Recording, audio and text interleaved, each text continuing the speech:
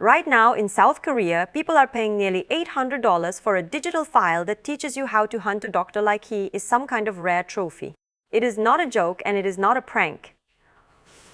It is a massive success on a major crowdfunding site where an ebook titled How I Married a Doctor is flying off the digital shelves for the price of a high-end smartphone. Think about the irony for a second. We are told that love is this magical, unpredictable spark that hits you when you least expect it, right? But here we have a manual that treats romance like a surgical operation. It is 400 pages of pure, cold-blooded strategy on how to bypass the messy parts of human connection and go straight for the medical license. The original price was almost $1,000, which is insane for a PDF, but even after a discount, people are tripping over themselves to buy it. Why? Because in a world where everyone is struggling to stay afloat, being a doctor's wife is not just a title. It is a life raft. It is the ultimate escape hatch from a life of actual work.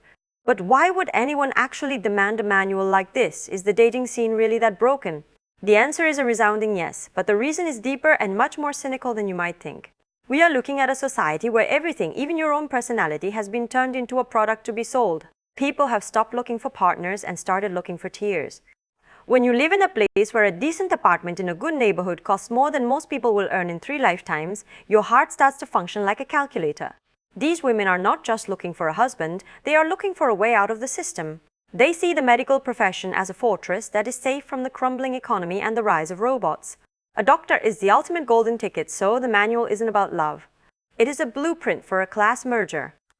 It is about learning the precise moment a surgeon's willpower breaks down under the weight of an 80-hour work week so you can swoop in and secure your future. So, how do they actually pull it off? This is where it gets truly wild. The manual teaches a tactic called the stop lurker.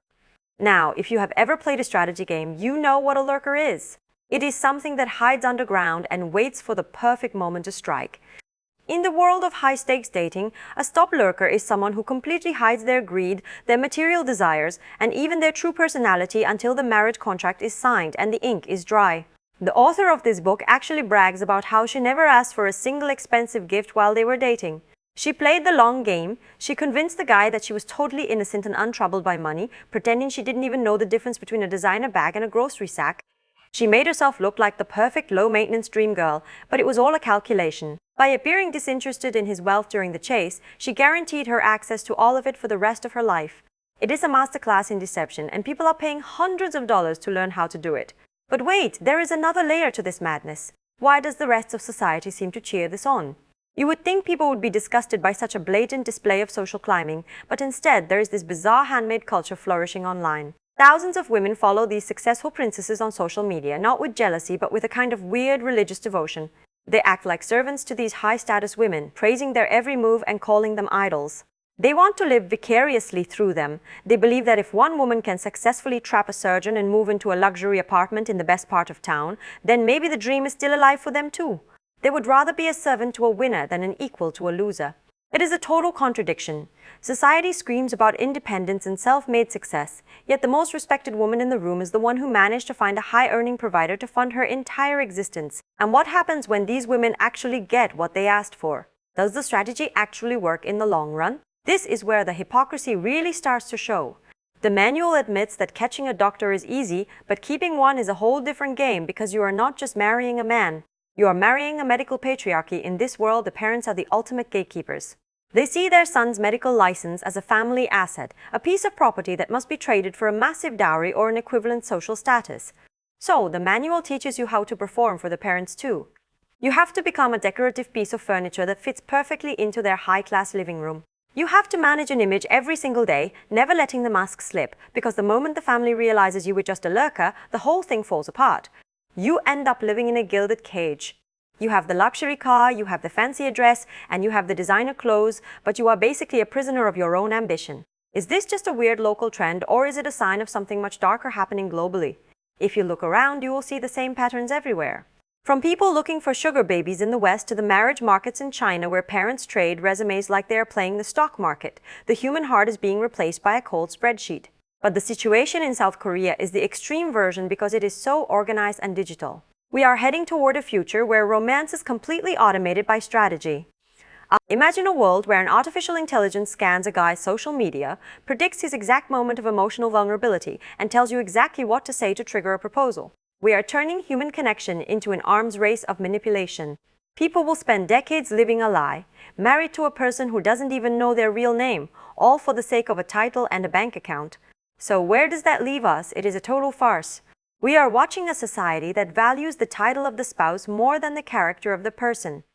It is like someone who rents a luxury sports car for a weekend just to take pictures for their social media, knowing full well they can't even afford the gas. This pursuit of a doctor husband through a manual is the ultimate rental soul experience.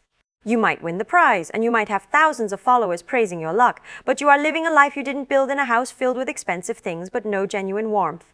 You spend your whole life trying to escape the grind only to realize you have turned your entire existence into a job you can never quit. It is the ultimate irony of the modern age.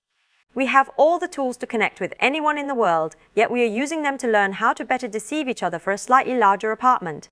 Why does the system keep pushing us this way? Because the cost of being ordinary has become too high. When the basic requirements for a stable life are out of reach for the average person, they start looking for shortcuts. And the most profitable shortcut for a young person right now is learning how to manipulate a busy professional into a binding contract. It is a predatory way to live, but when the moral foundation of a community is replaced by the raw logic of the market, this is what you get. You get ebooks that sell for $1,000 because they promise a way out of the meat grinder. You get a culture of handmaids who worship at the feet of the most successful parasites. And you get a generation of doctors who are being treated like financial assets rather than human beings. It is a hollow victory for everyone involved.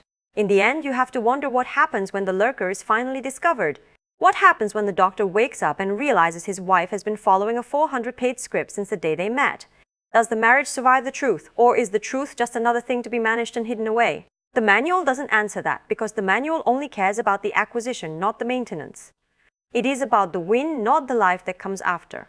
We are building a world of beautiful empty shells where everyone is a manager of their own staged image. You can have the Banpo apartment, you can have the surgeon husband, and you can have the perfect life on paper, but if you have to rent your soul to keep it, who is really winning? It is a cynical, ironic end to the dream of a better life. You escape the labor of the working class only to enter the labor of a lifelong performance.